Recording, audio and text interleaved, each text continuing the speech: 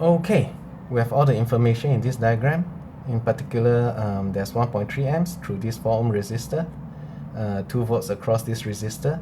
Power dissipated in the internal resistance is 1.7 watt. The first thing we can calculate is the PD across this 4 ohm resistor. This can be calculated simply using V is equals to IR.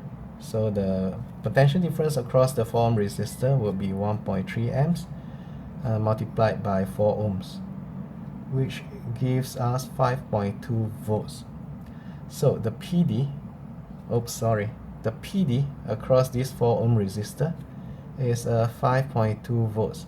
So this is the potential difference between these 2 points, which is the same as the potential difference between these 2 points, same as the potential difference between these 2 points, which is the potential difference across the 13 ohms. So the potential difference across the 13 ohms is also 5.2 volts. Then what would be the currents through the 13 ohms? Very easy.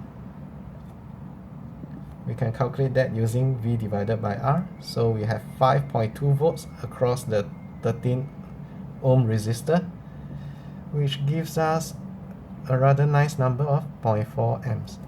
So now we now know that the current through this branch here is 0.4 amps, which means the current through the internal resistance will be 1.3 plus 0.4, because these two currents are going to flow into this node here to combine to form this current of 1.7 amps. Okay, the power dissipated in this resistor is 1.7 watt. So power is V times I. So 1.7 volts must be equals to V times 1.7 amps. That means the potential difference across this internal resistance is 1 volt. Alright. So the EMF of the battery should be equals to all the PDs added up.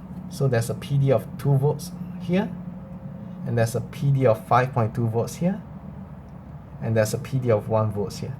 So in total, we know that the EMF is equals to 2 volts plus the 5.2 volts plus the 1.0 volts, which will give you, what's that?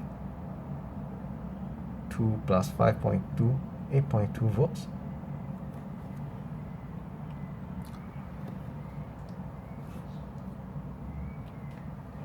Okay.